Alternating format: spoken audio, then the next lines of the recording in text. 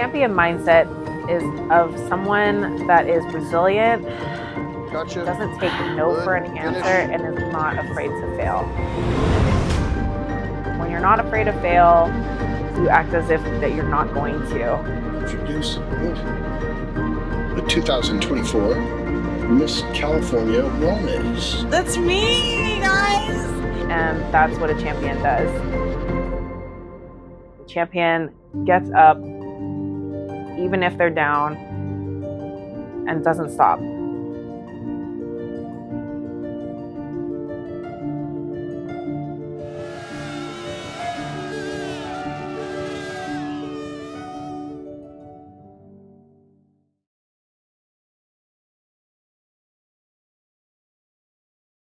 A lot's happened.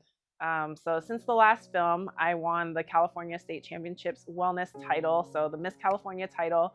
I took first in my class and won the overall, and 4 weeks later after that, I did the USA Championships where I took fourth in the nation. Didn't turn pro, but learned a lot from that show. Bodybuilding has been a huge part of my life ever since I pretty much started. I joined the Navy at 18 years old, and before that, I was a soccer athlete for about 10 years, playing Division I soccer and varsity lacrosse. So being an athlete has always been a huge part of my life. When I joined the Navy, that's when I picked up bodybuilding, and not really even bodybuilding, just learning how to use a gym. And that's another reason why I want to share my story with you guys too, is to motivate you or to inspire you, to show you that if you want to get in shape, you can. Because I was once where you're at, having no idea how to use a gym, go to a gym, being anxious going to the gym, people looking at me and all that stuff.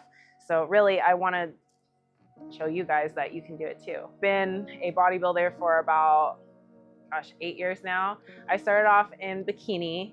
And if you guys know the bikini division, it's a very intro division, and I loved it. I turned pro in 2018 in the OCB, and then made my way over to the wellness division in 2022. Now, ever since I started competing in wellness, it's been a huge shift in how I look at myself, how I see the sport, and how I want to personify my experience and show it to you guys. So fast forward to now, this docuseries, this documentary is, yes, it's about me, but it's also not about me. It's a rung on my ladder, but it's a way to intimately show you guys what it's like to transform yourself in a medium like bodybuilding. And I'm super honored and grateful to be doing this. Every time I go through a bodybuilding prep, I feel like I become a better person, more self-aware, and I really want to share that with you guys, and I hope you enjoy it. So my Road to Pro journey actually pretty much started last year, but my current road to USA's started immediately after the USA's. Did I learn anything? Yeah, I learned how to be not a loser, but to lose graciously. And when things don't go as expected, don't pout about it, cry about it, blame anybody, make excuses. Take a step back, assess, could I have done anything better? No, I couldn't. Did I do my best? Yes, I did. So there's no reason that I should be upset. I was sad, and I felt like I wasn't allowed to be sad because of the pressure to make this sport look great, with the pressure of making my brand look great, that I'm a winner only. Being sad about the placement and not turning pro was ultimately not good for the brand. I tried to put on the smile. I tried to show that losing did not make me upset. It was obvious that it did. We never ended up posting any of that footage because I couldn't fake the smile. Today is my glute focus day, and today is Friday. So normally I train back on Mondays with Pete.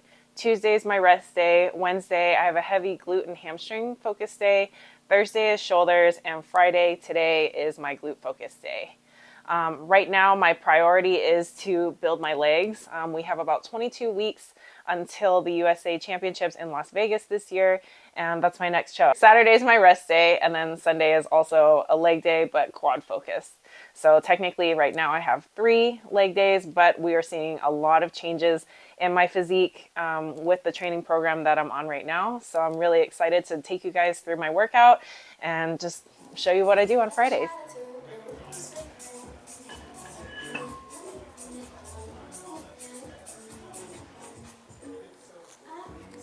So this is what I do to pretty much warm up before every training session. Even when I'm not training legs, always got to foam roll the legs, stretch them out, because they're doing a lot of activity with all the cardio, even just walking around. You want to keep the hips, everything nice and healthy. Oh, we're still sore from Wednesday, but we're gonna get it done. When you decide to do a bodybuilding show, you have to be disciplined. Not every day that you're going to be motivated to go to the gym or eat the same chicken and rice meal that you've had already for, 10 weeks. You have to be disciplined and stay to the program. You want to make the most of every moment that you have, even if that means just 1 hour of cardio, if that means just 6 meals a day. You have to make the most of the time that you have and stay disciplined to it. The reason why I don't like glute cable kickbacks is because they're so freaking hard. Especially when you do them right. I feel like my ass is on fire right now. And it's from a little cable.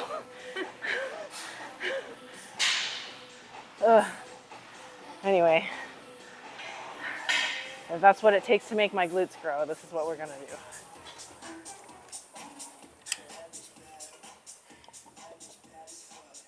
When I was growing up, my mom didn't like me showing my body.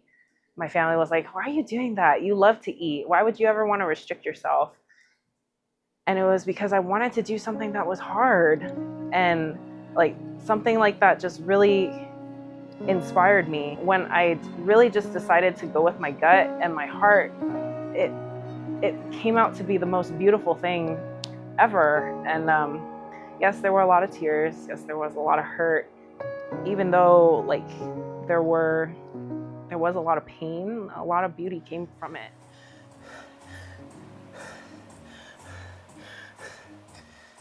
Prep influences everything in my life.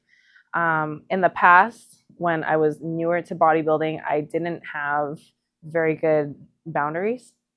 And I was very emotionally volatile, especially when I was really hungry, because hunger was a new sensation for me. Prep still influences everything I do and my social outings, but I have a way better system of managing things. My family knows that I'm getting ready for the USAs this summer, so they know that I'm probably not going to do much traveling. My family lives up in the Bay Area, so I probably won't see them or visit them until after the show. I did a lot of my visiting in the winter time for the holidays, and they know that when I'm focused, I'm focused. I have to stay on time with everything, as far as eating every 2 hours, making sure that I do my cardio every day, get my training in, and then see my clients, and then enough energy for my training, because that's still a priority. That endorphin rush you get after the workout, yes, got it done. That's me right now. All right, so that was it for glutes. A little bit of calves, a little bit of abs. That's what my Fridays are looking like right now. Honestly, my Friday workout, even though it's not that much, it's probably one of the hardest ones of the week. Just because I've had a full week of training with one rest day. So yeah, Fridays are tough, and especially if I had a glute workout or a really good glute workout on Wednesday already, makes Friday tough, just like today. All right, guys, so today we are gonna go visit Dr. Jen. She's my chiropractor. I've been seeing her for about 2 years now, actually, since I've been competing in wellness. I've been seeing her, and she is super instrumental to my progress and the gains I've made. Really excited to show you guys what I do as far as recovery goes, because I think it might help you guys if you're kind of like questioning, you know, do I need to go to massage therapy? Do I need to do infrared sauna, cold plunge, chiropractor, all those things? I like to keep my recovery like just to what I need. So I do an emphasis on chiropractor. So I see Dr. Jen at least once a week. I see my massage therapist, Darcy. You guys will meet her later, once a week as well.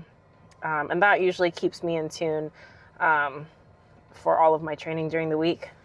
And then I do my own independent stretching and like rehab work and stuff, at least 4 to 5 times a week. So pretty often. It really helps me cut down on costs, and it keeps my body healthy and in the right mindset, because being in a place of, you know, being injured or having everything hurt when you're moving and stuff can be really stressful, not just on the body, but on the mind, because you don't really know what movement is going to aggravate your injury or your body. You don't want it to get worse. So yeah, I'm going to show you guys what I do for my recovery and how I ensure that my physical performance is just as top-notch as my mental performance. So serious. All right, guys, here we are. This is the Maverick Chiropractor Clinic. Dr. Jen. Left QL feels better. Still a little sore. Yep, so we're on the right. Oh, the right side is still the more prominent issue. It's still not triggering up the way we want it to. Take a deep breath into it. There you go. Come back. And again. Okay, so you're expanding really well in this left side. I want you to feel my thumb, and I want you to breathe into my thumb. With Emily's hip dysplasia, when she first came in, I knew what her goals were.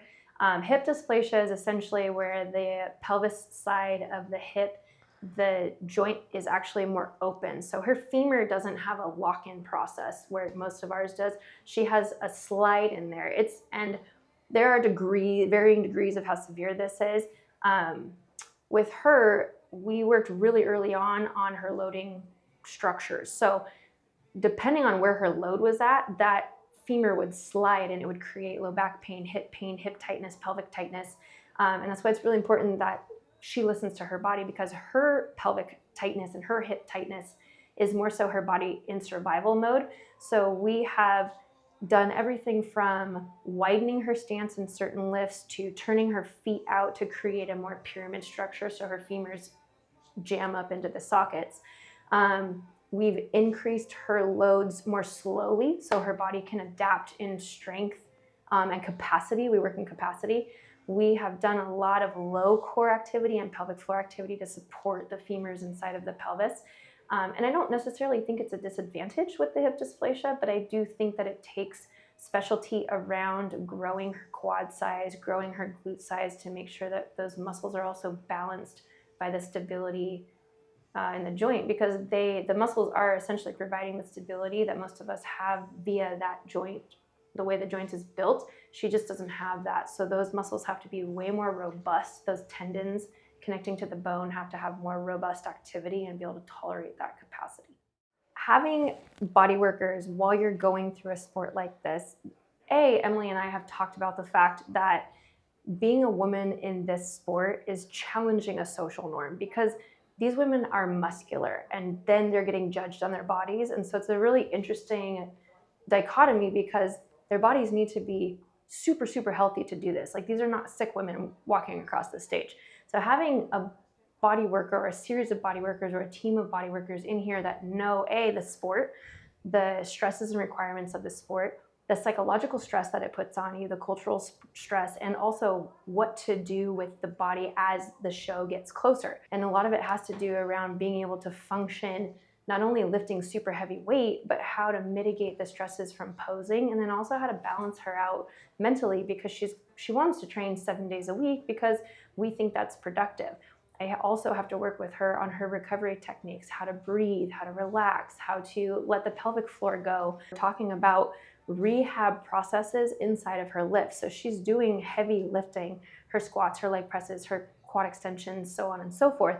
How do we throw rehab exercises in there to keep her tissues healthy and to adapt her tendons to allow her muscles to grow bigger so she doesn't wind up with tendinitises and arthritic behaviors in her body. Practice posing is great, but like a ton of it is problematic. Yeah.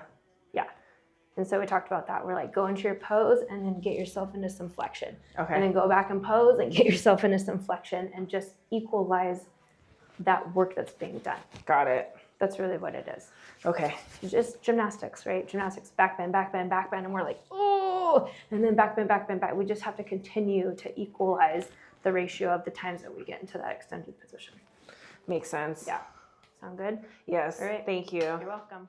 Bodybuilding like forced me to like actually take care of myself. I think that's one thing that maybe some people don't realize, but like if I didn't take care of my skin or eat my meals or take my vitamins or get enough sleep, I would suck at bodybuilding. And so if I wanted to be good at bodybuilding, I had to do all these things to take care of my body and to take care of me. And like that was a huge lesson that actual bodybuilding taught me, was to take care of myself. And for that, it's like so invaluable, and why the lifestyle can be translated out of the actual competition aspect of the sport. And I think, you know, everybody should embrace that. Are you ready? Let's do it. All right, we're gonna start with leg extensions on the new machine. I'll tell you what, being in a relationship, you could call it a romantic relationship with someone that you're coaching, is really definitely, it's got its ups and downs. I would say mostly ups, because I get to watch her like a fly on the wall every minute of the day, which gives me as a coach an advantage, because I'm constantly making assessments in terms of, you know, her energy levels, her mood, everything that happens during the course of a prep. So I know her physique and how it changes in response to rest, in response to stress, in response to the food, in response to the cardio a lot better. So I would say that the coaching aspect is way easier, nice and strong. Easy weight, contraction, focus, good. That's it. I think what becomes hard in a romantic relationship or personal relationship between coach and athlete is, for both of us, I think the challenge is, where do I take off the coach hat and put on the boyfriend hat, and back and forth. During the course of a prep, especially as it gets down to the show, the coach's hat is just very simply says, okay, do extra cardio, cut 50 grams out of your carbohydrate intake for the next 3 or 4 days, whatever. Now, if I'm at a distance and I can just text that to her and not worry about it, and she can send me pictures at the end of 4 days, I don't have to be emotionally invested, other than wanting the client to do well, of course. When it comes down to her being my partner, and I flip on that boyfriend hat and I see how hard she's working, and I see her energy levels, and I see the suffering, especially as a man, the thing that is challenging is I want to help her. I want to protect her. I want to carry her through the challenges of the prep, because that's the instinct, for me anyway, as a male component of a relationship, where the boyfriend role or the romantic partner role would say, oh, let me help you through that cardio. Let me pick up those heavy weights. Let me do the things for you that will make you comfortable. In bodybuilding, especially as you get down to the wire, is not comfortable. So I'm flipping back and forth between boyfriend hat and coach's hat. Sometimes for me, it gets stuck, because the things I know as a coach she needs to push through, it's hard for me to witness as a caring partner. Do it again. Yeah, you like that, don't you? All right, I want you to just be careful, okay? Get as many as you can. She likes that.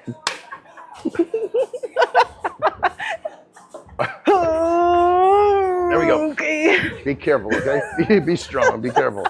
Focus.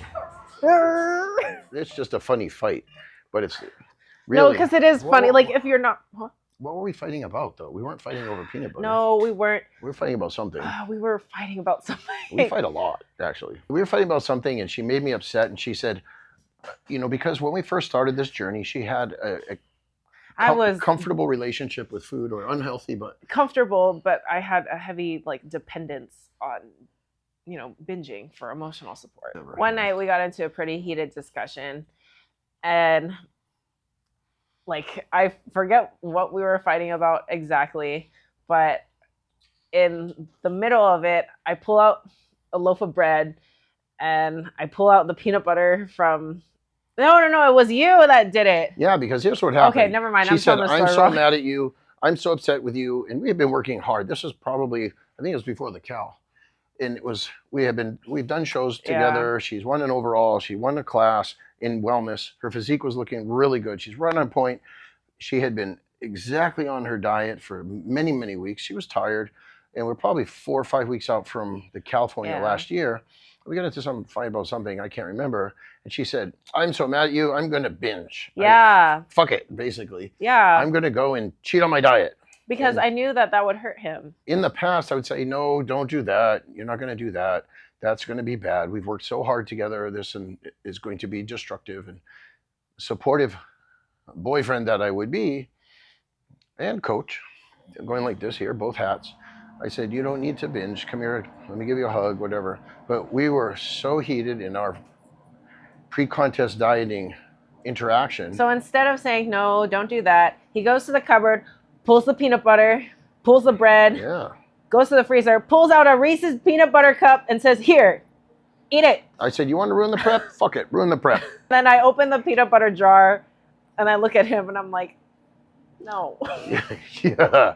So reverse psychology, right? I think, or very humorous now that we look back on it, fight where I'm trying to shove peanut butter down her throat because I had just had enough. It's because I knew where she was at. And at the same time, I was tired. And I think that moment is really significant to me too, because that was the moment that like I stopped binging for good. Yeah. Because it was the first time Pete had like said, go ahead and binge. Like, here's everything. Take it. And I didn't do it. Like, for me, that was like the moment where it clicked that like, no, I don't want to do this anymore. I want to do this other thing. Like, I want to be a champion. 1, 2, 3, 4, 5. You're doing awesome. Good. And 5. There we go. Done. Awesome. Done. Oh my goodness. Good job.